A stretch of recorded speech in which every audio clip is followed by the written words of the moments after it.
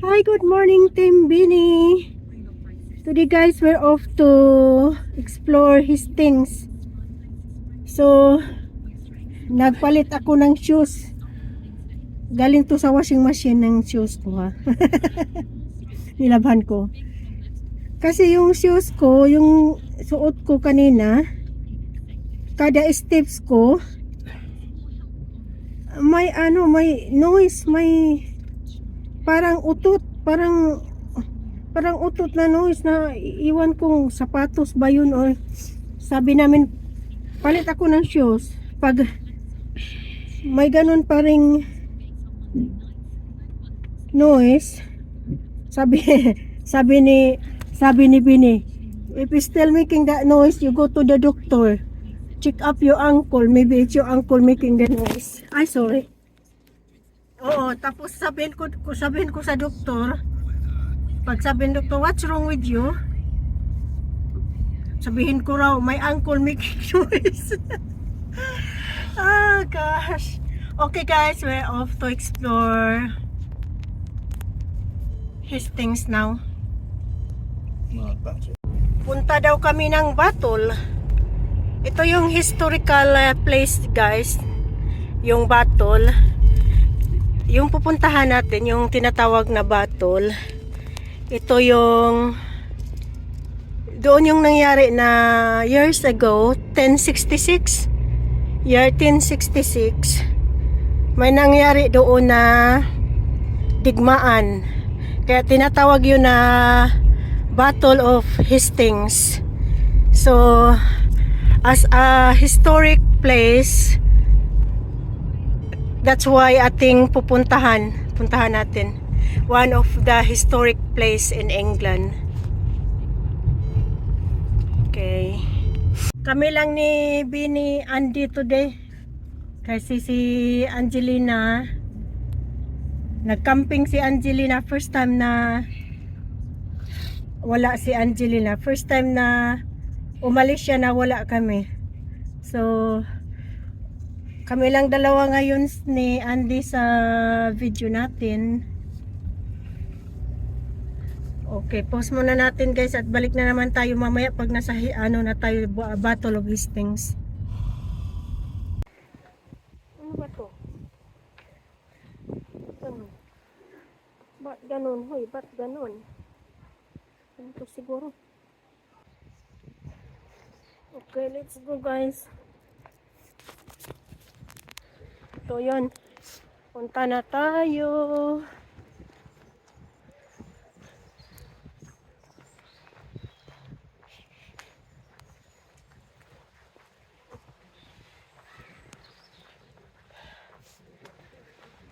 Parang turista lang. Ano lang naman to guys, 2.5 hours drive galing sa lugar namin. Yan. And this is my tourist guide. No other than Mr. Bini 2019. Woo! Ang lamig. Ito yung there's no sun. It's cold. Lamig pa rin guys. Bayad na naman, bayad. Your wallet. Ito tayo guys. Ito yung pinuntahan natin. Will I pick you up with that bus, that post office thing? I remember you come to Hastings. No, this is A Battle. Yeah, but it's called Battle of Hastings. It was part of Hastings. Pila sa bayad. Okay guys, dito na po tayo sa loob.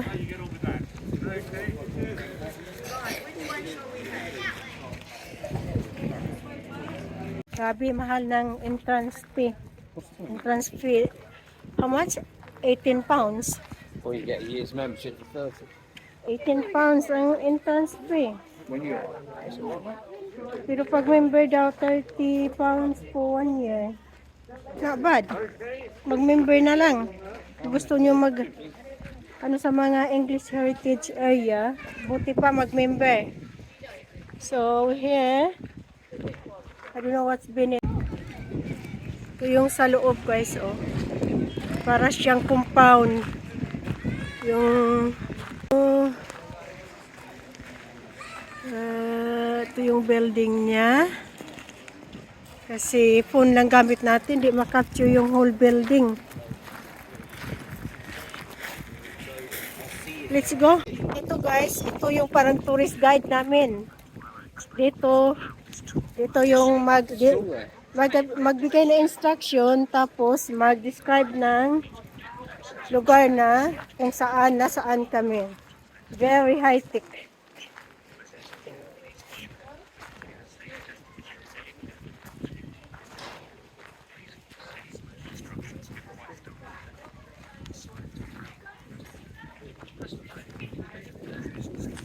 We go down. Tingnan natin anong meron dito. May nagtatago. 11th century dito.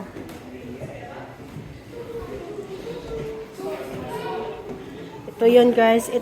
It was the year 1066 where the Battle of Hastings happened. Pag you take life in the UK, yan, kasama yan sa sa question ko nung mag-take ako ng life in the UK, yung Battle of Hastings.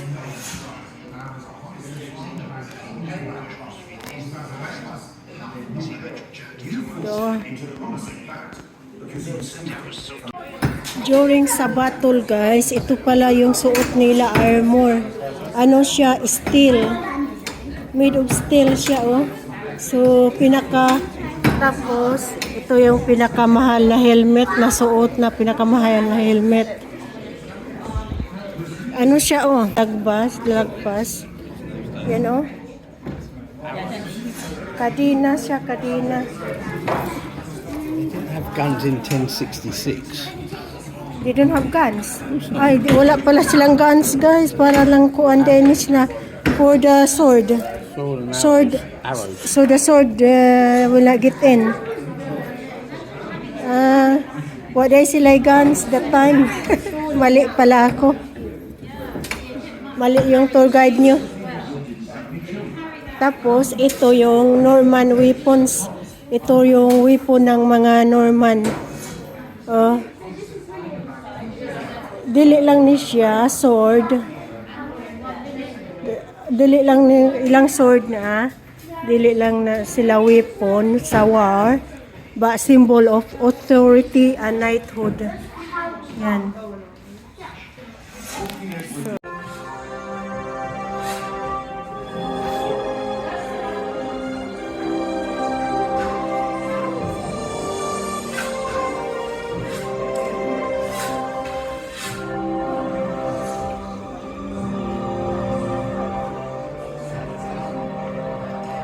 Year 1066, a year that will become the most famous in English history. In the epic battle that was fought here, England was lost to a foreign power, the Normans. It's January, and some bad news has just reached the court of William, Duke of Normandy. Amongst the court is the churchman, William and Poitiers.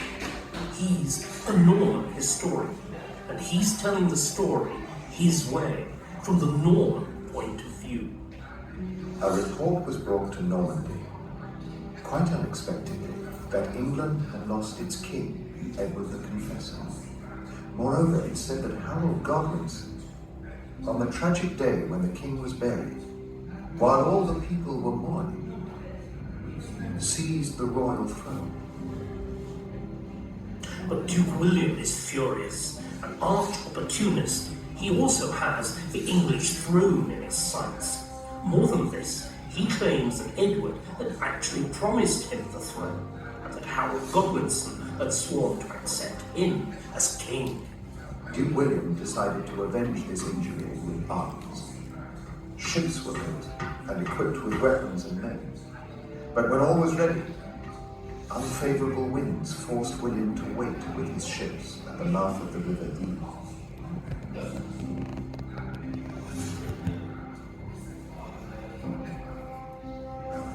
Meanwhile, King Harold has other problems. England is already being invaded by Vikings. The Norwegian Harald Hardrada and King Harold's own brother Tosti have landed on the northeast coast and overrun the city of York. Harold reacts like lightning, marching his troops the 200 miles from London to Stamford Bridge in 5 days, catching the Vikings unaware. They're defeated. Harold and his troops can draw breath and celebrate a major victory. But as they do so, far away on the coast of France, the waiting for William comes to an end. At last, the expected wind began to blow. Carried by a favourable breeze, the Normans reached land at Pevensey and disembarked easily, without having to offer battle. They occupied Pevensey with the first fortification, and then Hastings with a second. Harold's men quickly marched south to confront the Normans. On the night of October the 13th, Duke William's men know that Harold is coming. The Normans are seasoned fighters, but what they're facing tomorrow is an army as large as their own, some 5,000 to 7,000 strong. William goes amongst his men, making sure they see him, calm, keen for the fight, certain that right is on his side. At last, the night is past. It's Saturday, the 14th of October, and William turns to practical matters, the battle formation. He placed foot soldiers in front, armed with arrows and crossbows. Likewise foot soldiers in the second rank, but more powerful and wearing hauberks. Finally came the squadrons of mounted knights, in the middle of which he himself rode, with the strongest force. Harold has chosen his position on a hill north of Hastings. His battle formation is very different from William's because the English fight on foot. Also, the men are already exhausted after 2 forced marches and a major battle. The English pack densely together, forming a shield wall, and wait.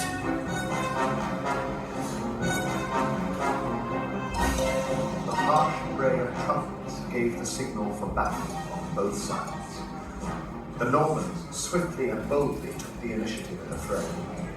The foot soldiers closed to attack the English, killing and maiming many. The English, for their part, resisted bravely, each one by any means he could devise. They threw javelins and missiles of various kinds, murderous axes, and stones tied to sticks. The Normans fail completely to force a gap in the English shield wall. Suddenly, a rumour spreads that William has been killed.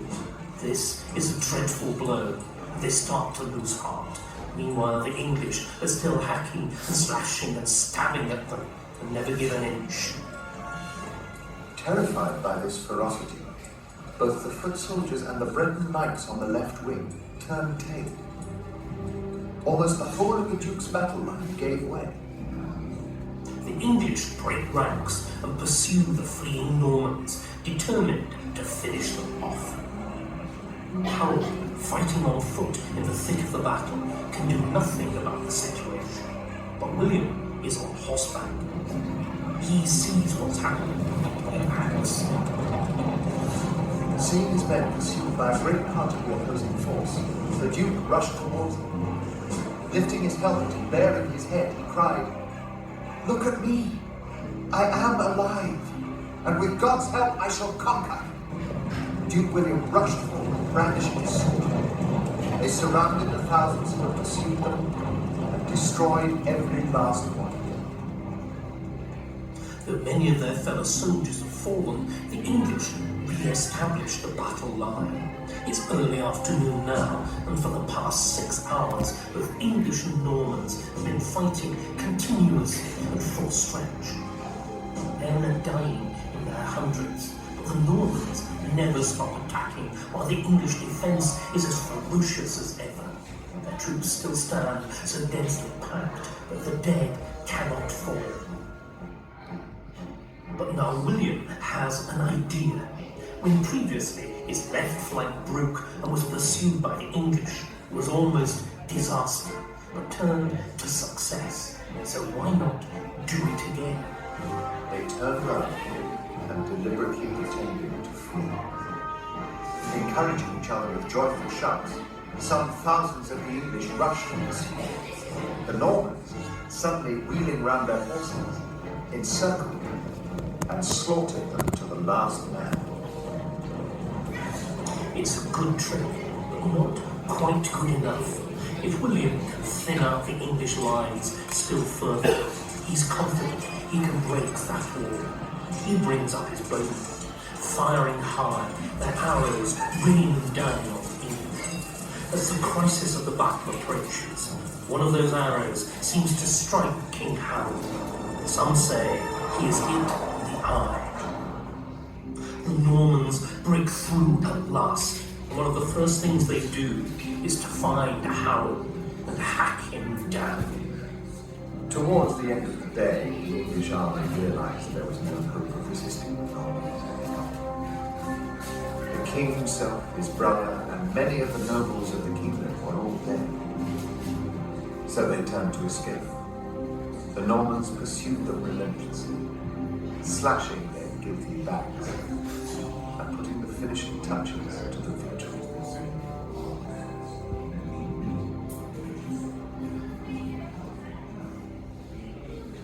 So it's all over.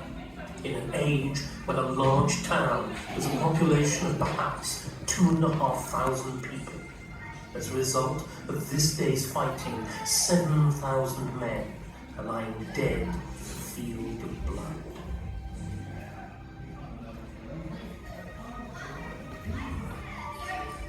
In a few years' time, William will order an abbey to be built on this spot to commemorate those who fell here.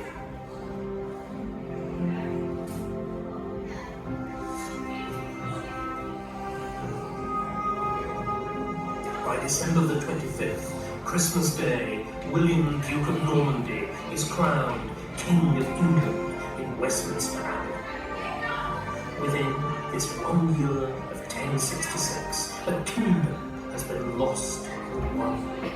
The English crown has passed from Edward to Harold to William. And the Anglo-Saxon age is finished.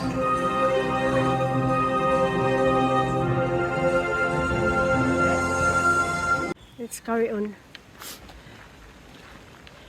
So ato na lang ning kuan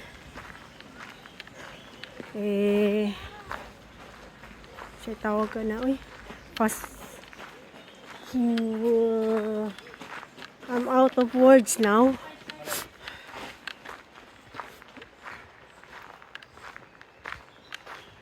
Maba na yung video. Ayan. Come on, tourist guide. Sus, yung tourist guide, galangan-langan man. Ito yung field. Dito pala sila nag-away. Dito sila what you call that? Fencing. Kasi gamit nila sa away nila sword. Gabi pala dati no, yung away, yung digmaan nila sword gamit. Ay, kaya pala nagtataka ako, ang daming pupo dito sa dinadaanan namin, tapos wala kami nakitang animal. Dito pala sila nagtataka.